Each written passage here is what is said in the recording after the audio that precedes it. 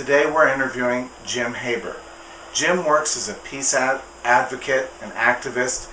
He's done a lot of different kinds of good works, but it's mostly been centered on anti-nuclear and peace movements. He's also worked for the rights of returning veterans. Thank you for meeting with me today, Jim. Before we get started in the meat of the interview, please tell us where you were born, where you grew up, and a little bit about your family of origin. Yeah, thank you, Bruce. I was born in Oakland, California, and raised in a suburban community south of San Francisco. My father worked for Long's drugstores, and my mother went back to school when my sisters and I'm the youngest of three, were in school, and she went back and finished her degree. They met at UC Berkeley, raised in a somewhat observant, Reform Jewish household. So I became a bar mitzvah, went to Sunday school, celebrated the Jewish holidays, and I guess we were raised fairly liberal politically. I think I moved a little bit more to the quote-unquote left when I got to college, but always felt called to be progressive. And I was interested in science early on and studied physics at college.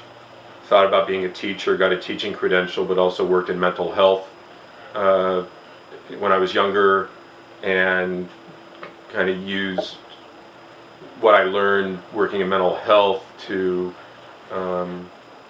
that helps, I think, my communication as an activist.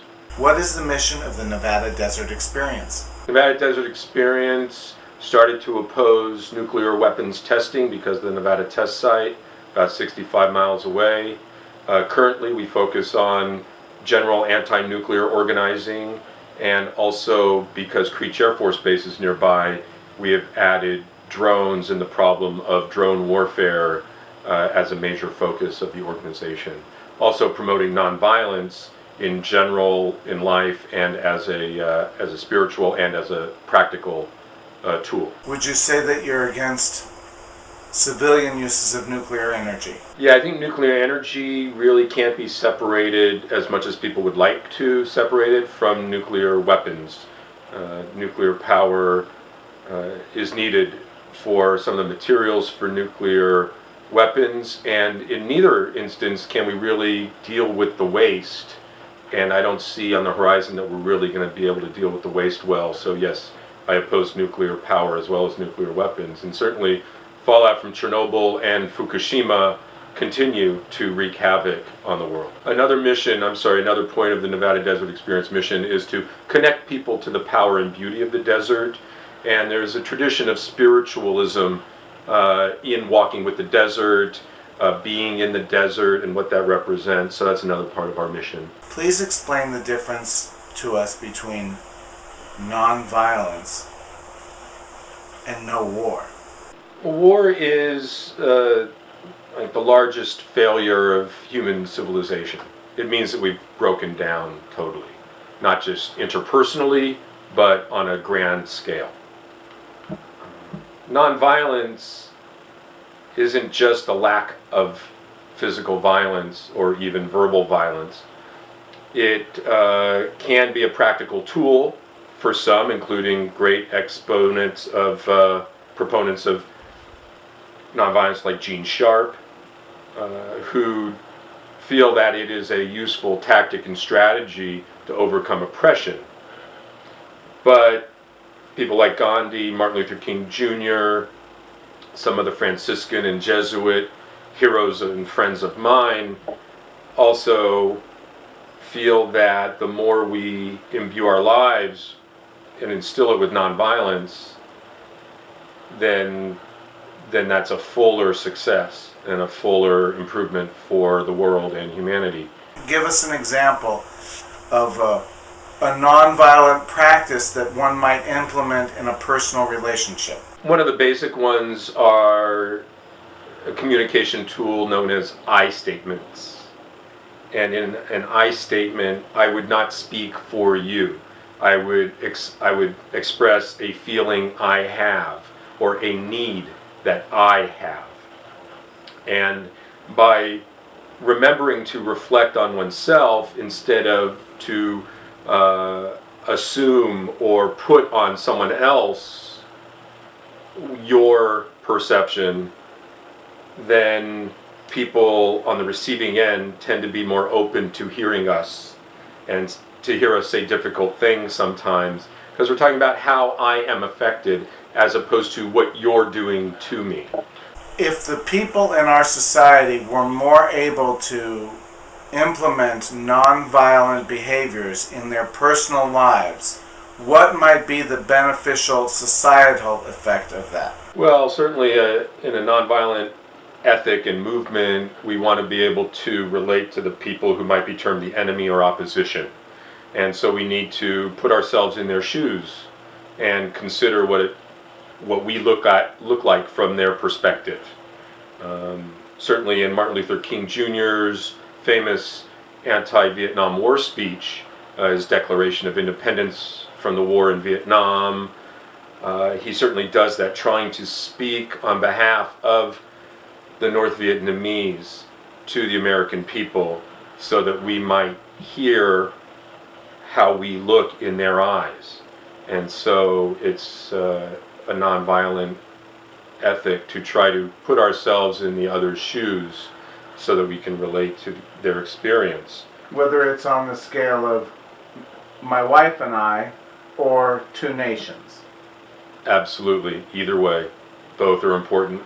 Both have massive benefits for society because we have happier homes and communities, and between nations there would be more ease in international affairs. Please tell us what the mission of the War Resisters League is. The mission of the War Resisters League, actually we have an affirmation that we affirm that war is a crime against humanity, and we pledge to resist all wars, both civil and international, non-violently. We affirm that all war is a crime against humanity.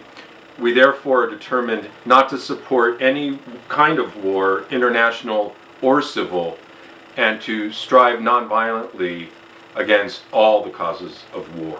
Please tell us one or two projects that the War Resisters League does to encourage the diminishment of causes of war. The War Resisters League, first of all, we're part of War Resisters International, which is actually a couple years older than the league itself. WRL is the United States chapter of War Resisters International, and collectively we have programs including the Right to Refuse to Kill, which supports conscientious objectors around the world. In this country, conscientious objectors are people in the military who realize that they've had some change of heart, that they can no longer carry out the functions and be in the military. So we support the GI Rights Hotline, which supports people who become conscientious objectors, but also others who are just in conflict with their command or need to better understand the regulations because they have some dependency or hardship issue or a disability that is not being understood or respected by someone in their command. And knowing the regulations helps a soldier deal with that. So the GI Rights Hotline is very important. In supporting conscientious objectors. We work against war profiteering and trying to expose the enormous greed and the effect on policy that war profiteering has. A new campaign of the War Resisters League that we just have taken up in response to an international call is a program against tear gas.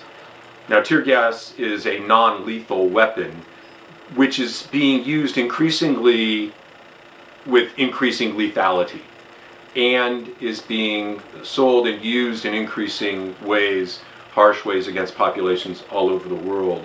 So it's an interesting new campaign that WRL has just taken up recently. Is there a way forward, using peaceful means, that there can be a two-state solution where the rights and the security of both parties are respected equally? And if so, how do we arrive at that from where we are today? Well, for a two-state solution to exist, and I think very practical ones have been proposed. The Arab League plan was brought up again and given a little more respect a year and a half or so ago than it was the first time around. But very importantly, that plan calls for normalization, full normalization of relations between Israel and its neighbors, not including Iran and Saudi Arabia, and called for full normalization, not just an end of hostilities, but normalization of relations. And when proposals like that come up, they have to not be sabotaged by some F-16 attack on Hamas, which I'm not a Hamas sympathizer at all, but if we say we're for democracy and someone we don't like gets elected, we have to acknowledge that that's democracy.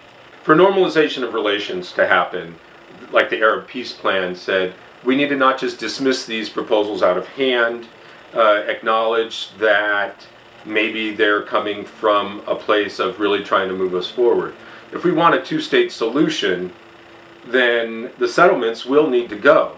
Now, in some ways, and certainly some Israeli commentators I agree with, is that it's not clear what Israel, as it currently exists, has to gain from peace, because so much of the Israeli society is based on militarism, be it how you gain credence and honor in the society is through military service.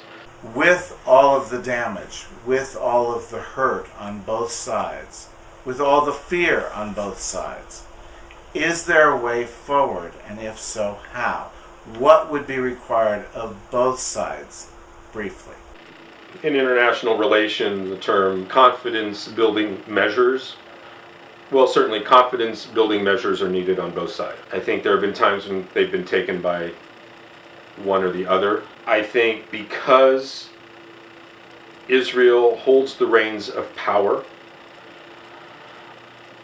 and is in control over the Palestinian people, the onus is on Israel, not Palestine, to lead the way.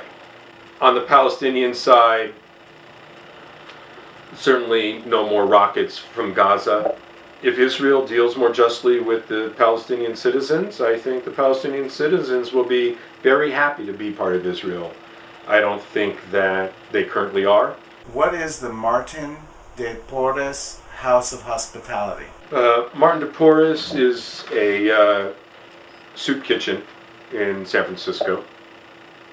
It was started in the Catholic worker tradition, which the Catholic worker movement goes back to the Depression. It was started by Dorothy Day and Peter Marin, and I think is one of the most inspiring social movements ever, and exists now. Independent houses, over 200 of them worldwide, mostly in the United States, but also abroad.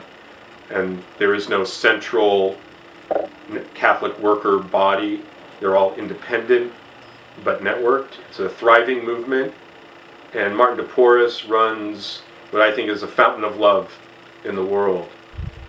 The people there are treated with dignity, and there is a free lunch at Martin's. I spent